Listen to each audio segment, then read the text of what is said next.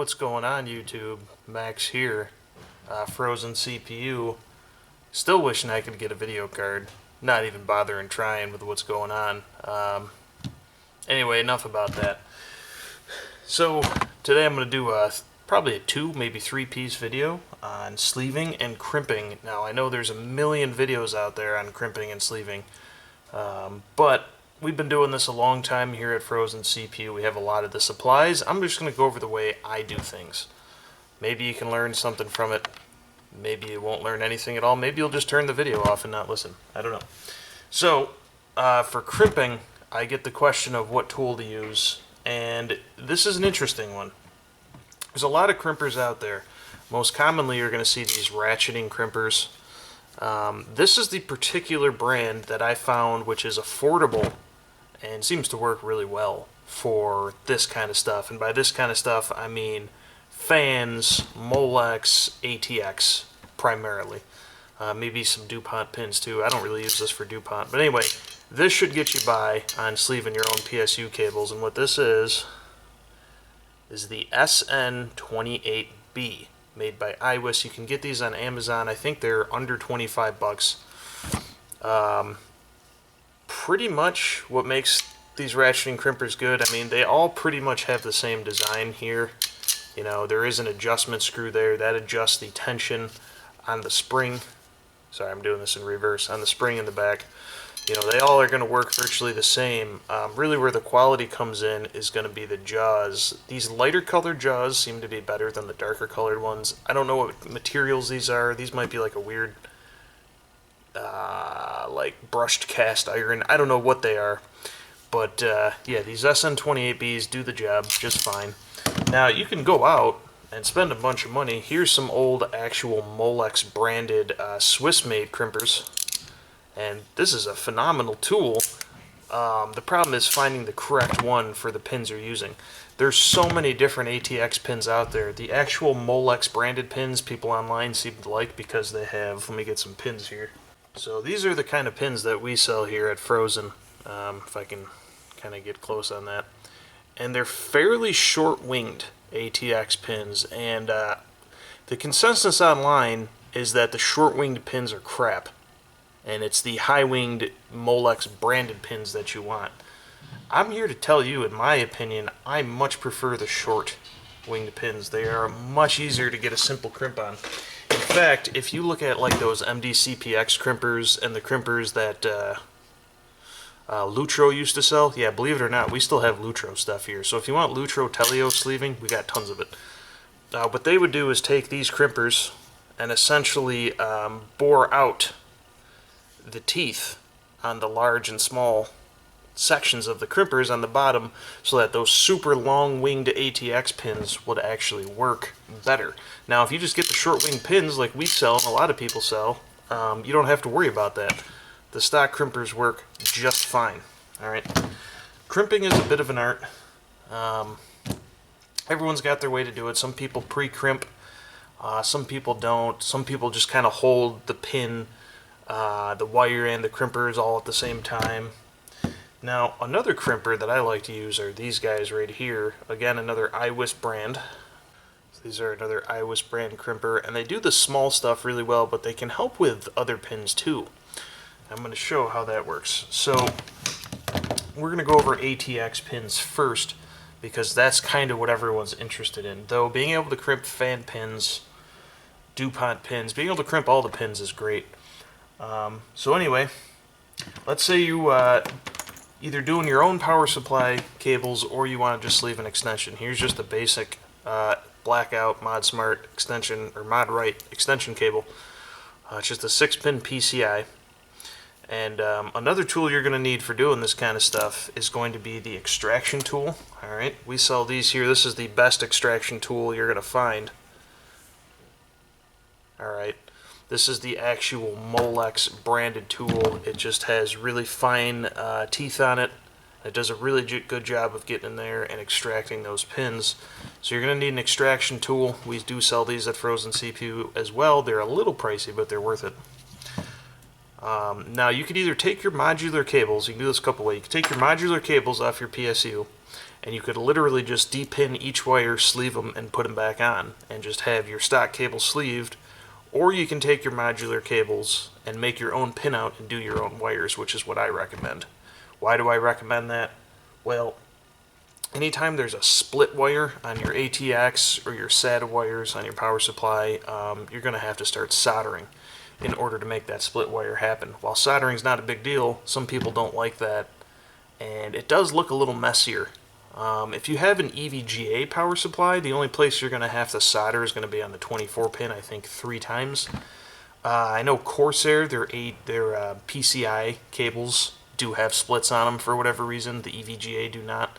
EVGA PSUs are excellent for sleeving. So anyway, what you could do is just make your own repository.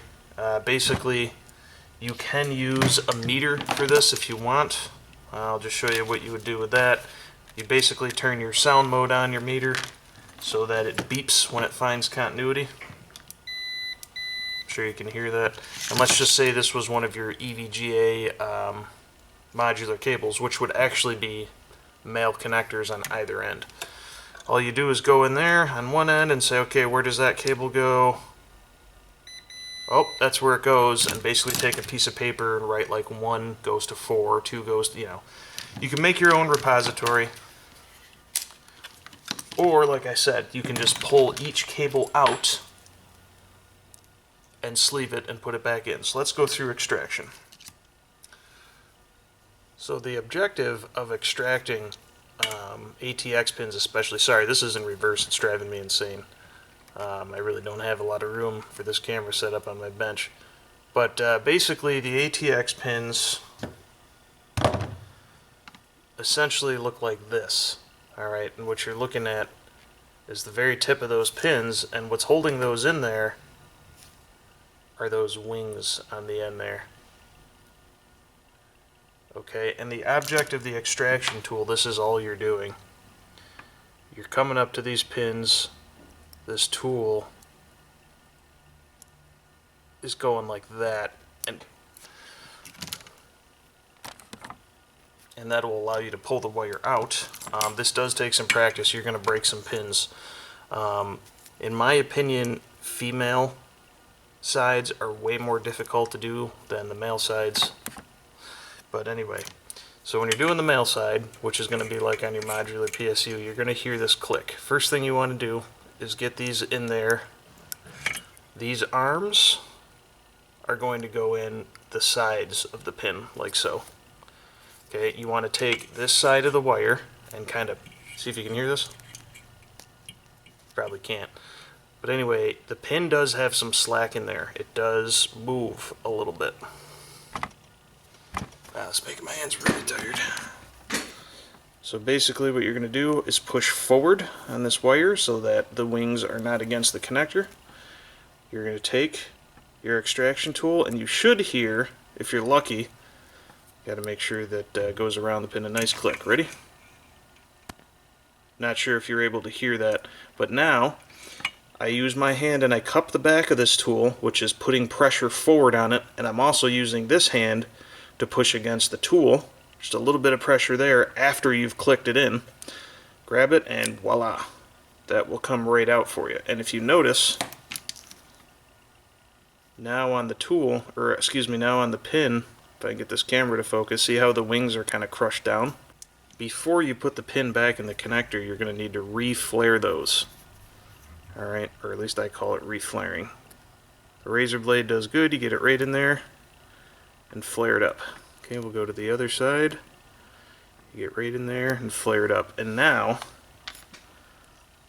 when you go to reinsert that pin after you've sleeved it, you should hear a nice click. Like that. And now that's in there. Alright, now let's do the female side. Female side is the same thing. Let me grab an example of a female pin.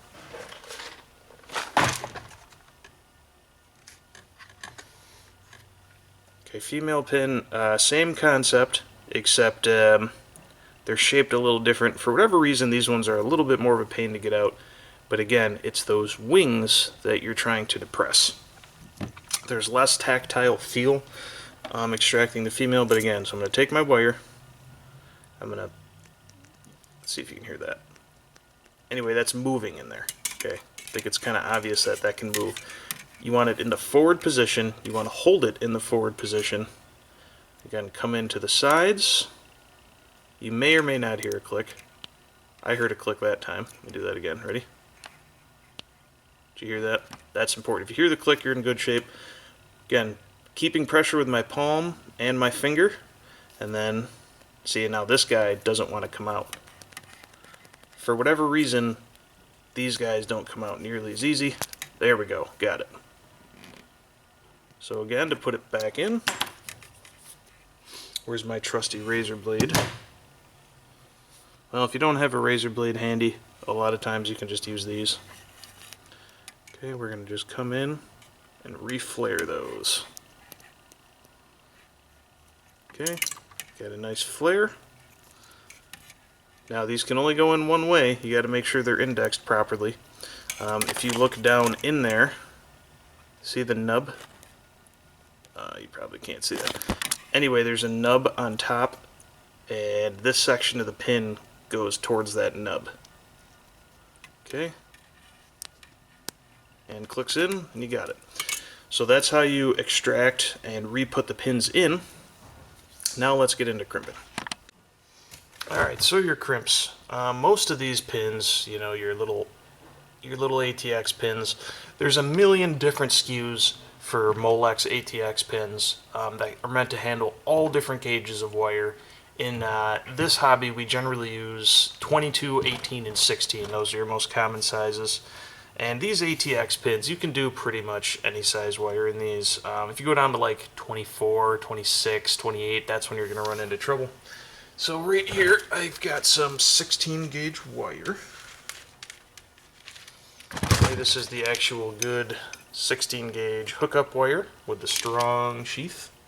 Let's go ahead and cut some of that. Alright. So stripping wire, everyone has their way of doing it. I'm going to just do it the quick way. Now, how much do you want to strip? Well, that's, again, sort of up to you. One way to do this is to sort of put your wire in and just see how far you want it to go. I think that's probably a pretty good strip length. This is something you'll just have to get the feel for over time. So I'm going to go ahead and strip it about yay big. And this doesn't have to be perfect. Alright, that's probably a little more stripped than I wanted to. Oop, hold on a second. Hard to do stuff on a viewfinder, people. But that's nice and stripped back. Alright. Now, let's see what this is going to look like in the pin. Alright. You want a nice firm grip on the insulation. And also a nice firm grip on the copper. The copper can go past the crimp wings. You don't want the insulation to go into the copper crimp wings. Alright, if that makes sense. So you don't want, let me show you what you don't want. You don't want that. Okay, you don't want those wider wings to have insulation in them. But you also don't want this too far back so that you only get a little bit of the insulation. What you really want is something like that, where the insulation kind of ends between the two sets of wings. Alright, so again, there's many different ways to do this. This is 16 gauge wire, so it sticks onto this pin pretty well. I'm going to take my SN28Bs, and I like to start, actually let me do this the other way. So I'm going to take my SN28Bs, and I like to start in the wider jaw. Place my pin in there just so it's kind of loosely in. Make sure it's nice and straight, like so. Sort of hold that there. Everyone's got their own way of doing this. This is just going to take practice. Oh, I'm off camera here. I'm going to slide this in. Okay. Now I can actually start to see the copper of the wire sticking out. And let's see how this goes. Alright. So, you can see where I screwed up on this one. In my opinion, the insulation is not far enough forward. I can't actually push that farther forward, but that will still work just fine. Now, generally the center teeth are for ATX and the bigger ones are for Molex. I like to do the larger and then the standard teeth on ATX pins. I just think it makes a good crimp. Alright, so we definitely got a good crimp on the copper, and honestly the insulation is in there far enough. It's not going to be an issue, and when you're using these kinds of cheaper crimpers, you're always going to have that slit on top of the wire just because of the shape of the jaws. But that is a very serviceable crimp. You really want to be able to have a bell mouth and all those beautiful things, but in all honesty, for what we're doing at home, that is plenty good. Alright, let me do a better one for you, kind of off camera, just to show you what I'd prefer them to look like. Alright, here's a quick ATX pin that I kind of did off camera so I didn't have to screw it up too bad. It's hard to do stuff with a viewfinder. But anyway, that's the kind of crimp you should expect with our pins and your standard SN28Bs. I mean, still, by production standards, it's not perfect, but that is plenty strong and absolutely serviceable for what we do here. Alright, now the less common female connector ATX pin. Okay, these ones happen to be gold tipped. I personally don't spring for the gold. I don't really think it matters, but I guess if you're in a highly corrosive environment, it might be good. So these have a trick to them. You can't crimp these like the standard ATX pin, and it's because of this fat area here. It ends up getting in the way. See those little nubs right at the end of the front portion? Let's find a better way to point at this stuff. Come on, camera. See those nubs right there? See them kind of sticking out? Those nubs right there, not these nubs, but the nubs right at the end of this here, they do get in the way of the jaws. Because again, these are a universal tool. These aren't designed for these pins, they just happen to work. Let me show you what happens when you go to crimp with one of these. Okay.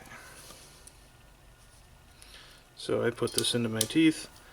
And as you can see, my pliers are, if I can get focus, you're actually contacting those little nubs right there. And sometimes you get away with it, but what tends to happen when you do your crimp, actually this one didn't come out that bad, but can you see how those two pieces have been squeezed together? Let me grab a fresh pin so you can see the difference. See how it's squeezed those ends together? On the one that I crimped, they're now bent in. This is the one that I crimped. See how it kind of screws up a part of the pin you're not supposed to touch? So how do you get around this? Well, some people just crimp them that way. For me, this is one of the uses I use these little crimpers for, is basically I do these the manual way, which is each wing on their own. Alright. You know, I do the back wings. That's how these single crimpers work. The non-ratcheting ones, you have to do both sets by themselves instead of simultaneously.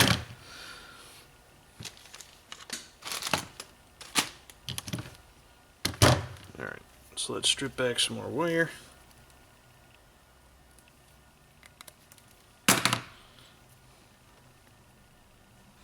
Alright, so another nice thing about these crimpers is they're also just a lot easier to get the pin in the tool. Alright, so as you can see here, this crimp will be on the insulation side only. Alright, and because we have so much control with these, we are not interrupting that part of the pin.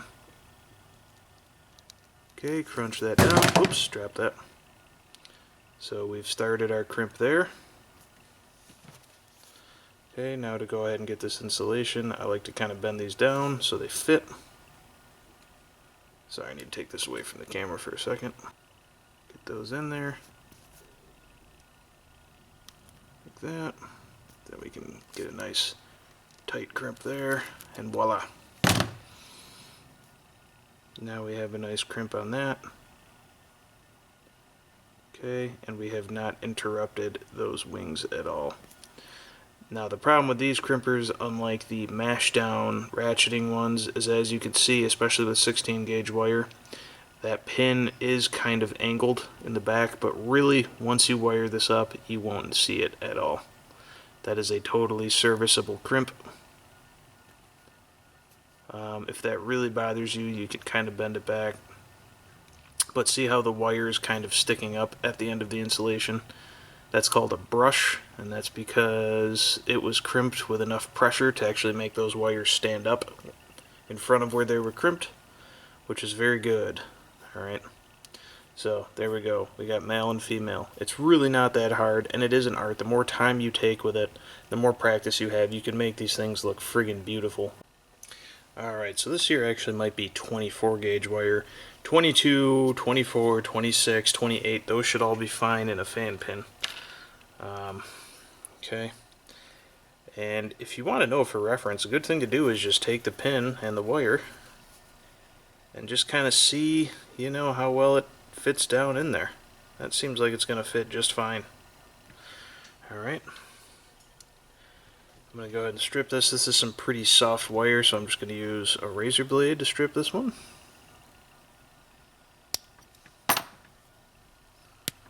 Okay. Yeah, it's definitely thinner than 22 gauge. Go ahead and give it a little twist. Okay, there you go. Please ignore my disgusting dry hands.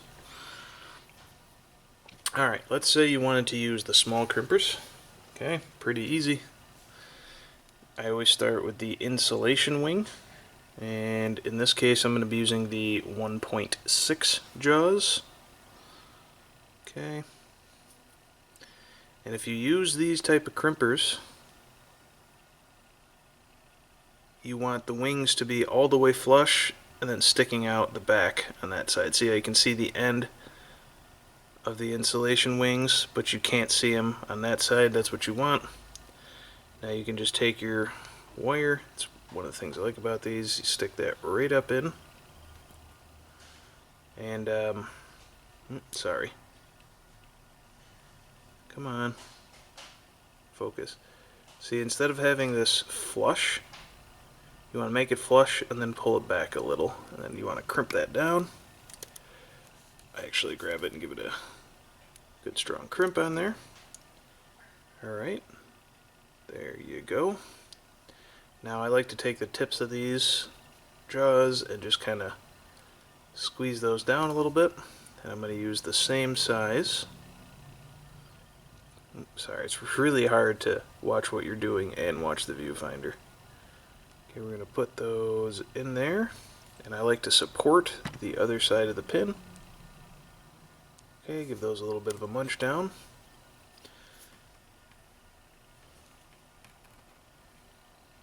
Alright, so there we are. Now that does deform the pin a little, but again, it's not going to matter for what we're doing. Notice the insulation is not crimped into the center conductor area. You get a good solid crimp, and now that both sides are done, I'm going to go back and just do a nice, strong crimp on the copper side. So that's on there good. Now, contrary to what you might think with these pins, it's actually the crimp on the center conductor that provides the strength, not the crimp on the shielding or the insulation. The insulation crimp is literally just there to prevent strain relief. That is where the strength of the crimp comes, is on the copper. Alright. So now let's use the SN28Bs. You can put the pin in there and then stick the wire through. However, if you have these crimping tools, this makes it really easy and come out really nicely. Okay, I put it in here, and then I do a really light, like half crimp maybe. Alright, and as you can see, the insulation is not going all the way forward. Oop, crap, this is... Maybe I didn't want to do these videos, it's pretty difficult. You don't want to go all the way forward, just part of the way, and then give that a little crimp down. Not a full crimp, But now when we grab our big boys, this is way easier to put in here. Okay, you just pop it in, slide it back as far as it goes. Okay, give that a crimp, and voila, we've got an excellent crimp on there. Looks perfect, nice and straight. No problems at all with that one. I guess I got a tiny bit of the insulation, but not much. There you go. But again, you can do all of that just with these, or just with the smaller crimps. That's my preferred way to do a fan pin right there. Alright, so now let's go over the standard Molex pins. A nice strip. I think we did lose like 1 or 2 strands of wire. Okay, let's pre-look. Why is this camera not focusing? So that's what we got. Okay, so SN28Bs, we're going with the back jaws because they're the largest. Now another way to find where the pin is in there, if you line this up, this pin won't pull forward any farther because the back jaws are catching. Alright, I'm going to make sure they're lined up nice and straight. You can actually twist the pin while it's in there just to make sure it's straight up and down. Now this is really hard to do on a viewfinder, but I'll try. Basically slide that in, and I can sort of see where it pops out on the other side. And let's see what that does. Not too bad. That's a perfectly serviceable Molex crimp. Now, if I hadn't done that on the viewfinder, I would have wanted the insulation to be a little farther forward, but that's not too bad. And if you're super worried about it, especially if you're using wire thinner than 16 gauge, you can come into the middle crimps and really crimp that down. But yeah, that's gonna work just fine right there. Alright, so that's pretty much crimping. Next part of this video, I don't know if I'll make it part of the same video or not. We're going to go ahead and move into the actual sleeving. Alright, thanks guys. I know that video was pretty long in the gut. I mean, it takes a while to show and it's kind of boring. Hopefully that helps someone with crimping.